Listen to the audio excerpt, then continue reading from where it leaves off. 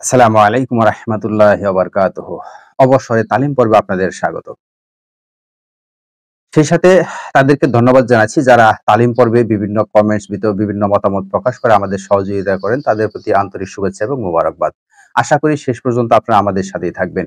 সেই আন্তরিকতা, সেই বিশ্বাস, সেই আত্মবিশ্বাস রেখেই আজকে তালিম পর্ব ৬ নিয়ে আপনাদের সামনে হাজির হয়েছি। এ পর্বে আপনাদের সামনে আলাপ আলোচনা করব হাকিমুল উম্মত হযরত আশরাফ আলী থানভী রাহমাতুল্লাহ আলাইহির অধ্যাপনা নিয়ে আপনাদের সামনে আলোচনা করব ইনশাআল্লাহ। পাঠ্যজীবন শেষে ১৩০১ হিজরিতে কানপুর ফয়েজে আম মাদ্রাসায় মাসিক ২৫ টাকা বেতনে অধ্যাপনার কাজ আরম্ভ করেন। হাদিস, তফসির ও উচ্চতরের কিতাবসমূহ কৃতিত্বের সহিত পড়াইতে থাকিতেন। সঙ্গে সঙ্গে ওয়াজ নসিহতের মাধ্যমে জনগণকে মুগ্ধ করিয়া ফেলেন। এদিকে মধুর কণ্ঠস্বর, গুরুগম্ভীর সম্বোধন, মার্জিত ভাষা ও অপূর্ব বর্ণনা ভঙ্গি, অপর দিকে কোরআন হাদিসের সরল ব্যাখ্যা, মারিফাতে ও তাসাউফের সূক্ষ্ম বিষয়ে সহজ সমাধান, মোট কথা ওয়াইজ মাহফিলে অফুরন্ত ভাণ্ডার হইতে অভাবনীয় মূল্যবান তথ্য বিকশিত হইতে থাকিত। ফলে নেতৃবৃন্দর অন্তরে বিশেষ প্রতিক্রিয়া সৃষ্টি হইত। তাহার ভাষণ সম্পর্কে তাহার ভাষণ সঙ্গে সঙ্গে লিপিবদ্ধ করিয়া রাখা হইত। জনসমাজে হযরত মাওলানার জনপ্রিয়তা দেখিয়া মাদ্রাসা কর্তৃপক্ষের মধ্যে আর্থিক স্বার্থ লাভের বাসনা জাগিয়া ওঠে। তারপর তাহারা তাহার ওয়াজ মাহফিলে মাদ্রাসার জন্য চাঁদা আদায় করার কথা হযরত মাওলানার নিকট ব্যক্ত করিলেন। হযরত মাওলানা এই উপায়ে চাঁদা সংগ্রহ করা এলমি মর্যাদায় খেলাফত ও নাজায়েজ মনে করিতেন। তাই তিনি মাদ্রাসা কর্তৃপক্ষের আবেদন রক্ষায় অসম্মতি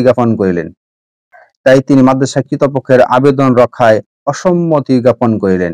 ইহাতে কর্তৃপক্ষের মধ্যে পরস্পর নানা প্রকার কানাঘোষা আরম্ভ হইল। একথা তাহার কর্ণগোচর হইলে তিনি মাদ্রাসার কার্যে ইস্তিফা দেন এবং সরাসরি বাড়ি চলিয়া যাওয়ার সিদ্ধান্ত নেন।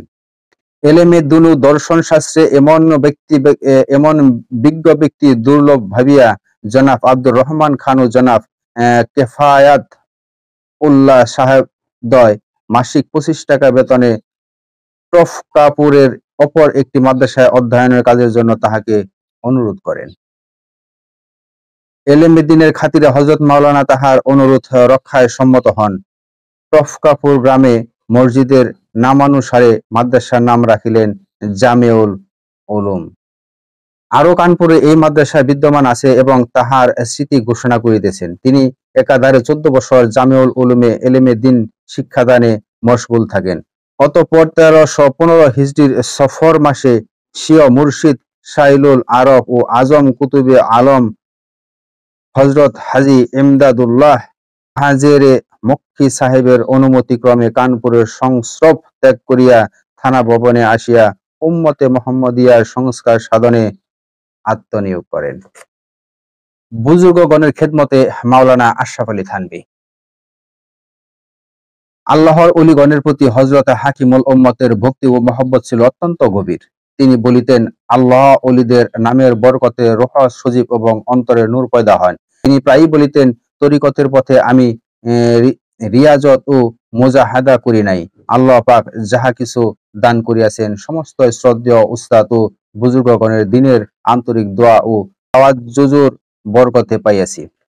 যে মশজুফ হাফেজ গোলাম মুর্তজার দোয়ায় হযরত মাওলানা ইহজগতে আবির্ভাব হয় এবং তাহার নামকরণ আশরাফ আলী করেন, তিনি হযরত মাওলানা অত্যাধিক স্নেহ করিতেন। বাল্যকাল হইতে তাহার অন্তরে ক্ষুধা প্রেম বদ্ধমূল হওয়ার অন্যতম কারণ বটে। হযরত দেওবন্দ হযরত মাওলানা রশিদ আহমদ গঙ্গোহী কুদ্দিসা সিররুহ সাহেবের সহিত সাক্ষাৎ হয়। তখন তাহার পবিত্র নুরানী চেহারা দর্শন মাত্র তাহার হাতে বায়াত হওয়ার প্রবল আকাঙ্ক্ষা হযরত মাওলানা থানভীর অন্তরে জাগিত হয়। কিন্তু ছাত্র জীবনে মুরিদ হওয়া সমীচীন নহে বলিয়া তাহার বাসনা পূর্ণ হয় নাই। ১২৯৯ হিজরিতে হযরত মাওলানা গঙ্গোহী সাহেব রহমতুল্লাহ আলাইহি হজ্জের উদ্দেশ্যে মক্কা শরীফে গমনকালে মাওলানা থানভীর কুতুবুল আখতাব হযরত হাজী ইমদাদুল্লাহ মুহাজির মক্কি সাহেবের খেদমতে পত্রযোগে আবেদন করিলেন, তাহাকে বায়াত করিবার জন্য যেন গঙ্গোহী সাহেবকে বলিয়া দেন। যথাসময়ে পত্রের উত্তর আসিল। পত্র লিখিয়াছিল হযরত হাজী সাহেব রাহমাতুল্লাহ আলাইহি স্বয়ং তাহাকে মুরিদ করিয়াছেন। তখন তাহার বয়স মাত্র ১৯ বছর বয়স। হযরত হাজী সাহেব তখন মক্কার হিজরত করেন। তখন হযরত থানভী রাহমাতুল্লাহ আলাইহি ভূমিষ্ঠ হয় নাই। অন্তঃচক্ষু খুলিয়া গেলে স্থানকালে যাবতীয় পর্দা অপসারিত হইয়া যায়। আরেফ বিল্লাহ হযরত হাজী সাহেব পবিত্র মক্কায় থাকিয়াই থানা ভবনে এই মহামণিকে প্রত্যক্ষ করিয়াছিলেন। তিনি হযরত মাওলানার পাঠ্যজীবনে তাহার পিতাকে লিখিয়াছিলেন, তখন তুমি হজ করিতে আসিবে, তখন তোমার বড় ছেলেকে সঙ্গে নিয়ে আসিও। ১৩০১ হিজরি শাওয়াল মাস হাকিমুল উম্মত কানপুর জামিউল উলুম মাদ্রাসা অধ্যাপনা করিতেছেন। তাহার পিতা পবিত্র হজ ক্রিয়া পালনের উদ্দেশ্যে মক্কা শরীফে গমনের জন্য প্রস্তুত হইলেন। স্নেহপুত্র হাকিমুল উম্মত ও তাহার সঙ্গী হইলেন। যথাসময়ে পিতা পুত্র পবিত্র মক্কা ভূমিতে হযরত হাজী সাহেবের খেদমতে উপনীত হইলেন। ওহাইত হইল তাহার সহিত হযরত মাওলানা প্রথম সাক্ষাৎকার। হাজী সাহেব হযরত মাওলানা দর্শন লাভ করিয়া পরম পরিতুষ্ট হইলেন এবং হাতে হাতে তাহার বায়াত করিলেন। তখন তাহার পিতাকেও বায়াত করিলেন। পিতা পুত্র উভয় এক মুর্শিদের হাতে বায়াত হইলেন। হজ্জের পর হযরত আলী সাহেব হাকিমুল উম্মতকে ৬ মাস তাহার খেদমতে অবস্থান করিতে বলিলেন। কিন্তু পিতা মন স্নেহের পুত্রকে একা দূর দেশে রাখিয়া যাইতে চাহিল না। অগত্যা হযরত হাজী সাহেব বলিলেন, পিতার দাবিদারি অগ্রগণ্য, এখন যাও, আগামীতে দেখা হইবে। হজ হইতে প্রত্যাগমন করিয়া কানপুর অধ্যাপনা, গ্রন্থ রচনা, তবলিগ, ফতোয়া প্রদান ইত্যাদি কার্যে পুনরায় আত্মনিয়োগ করিলেন। এদিকে মুর্শিদের সহিত পত্র বিনিময় হইতে লাগিল। তিনি প্রায় সহস্রাধিক গ্রন্থ রচনা করেন। ১৩০৭ হিজরি হইতে হযরত মাওলানার নতুন জীবন আরম্ভ হইল। পার্থিব সংস্রব অপেক্ষা আধ্যাত্মিক উন্নতির দিকে তাহার মন ধাবিত হইল। হযরত আলী সাহেবের খেদমতে মাদ্রাসার সম্পর্ক ছিন্ন করার অনুমতি প্রার্থনা করিয়া পত্র লিখিলেন। উত্তর আসিল, আল্লাহ বান্দাদেরকে দিনের ফরজে পৌঁছান আল্লাহর নৈকট্য লাভের উপায়। শ্রদ্ধেয় মুর্শিদের পরামর্শ শিরোধার্য, তাই এলুমের দিন শিক্ষা প্রদানের কাজ চালু রাখিলেন। এইভাবে ৩টি বছর অতীত হওয়ার পর হিজরি ১৩১০ সালে হযরত মাওলানা ধৈর্যের বাঁধ ভাঙিয়া গেল। অনেক চেষ্টা করিয়াও মনকে আর প্রবোধ দিতে পারিলেন না।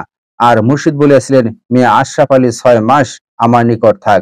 মুর্শিদের সেই আহ্বান তৎক্ষণাৎ হযরত মাওলানা অন্তরের দাগ কাটিয়া গিয়াছিল। ওই একই কথা বারবার তাহার অন্তরে তোলপাড় করিতে লাগিল। কি অদম্য আকর্ষণ! অবশেষে দীর্ঘকাল প্রতীক্ষার পর মক্কা শরীফে গমনের অনুমতি পত্র আসিল। স্নেহের মুর্শিদ, প্রাণপ্রিয় মুর্শিদ খেদমতে পৌঁছিয়া সস্থির নিঃশ্বাস ফেলিলেন এবং মুর্শিদের পদতলে নিজের সত্তা বিলীন করিয়া দিলেন। মুর্শিদ ও আকাশের চাঁদ হাতে পাইলেন। অতি অল্প দিনের মধ্যেই পীর ও মুরিদ একই রং ধারণ করিলেন। হযরত হাজী সাহেব নিঃসংকোচে ফরমাইতেন, মিয়া আশরাফ, তুমি তো সম্পূর্ণ আমার তরিকার উপর। হযরত মাওলানা কোনো লেখা তাহার দৃষ্টিগোচর হইলে বলিতেন, আরে তুমি তো আমারও মনের কথা ব্যক্ত করিয়াছ।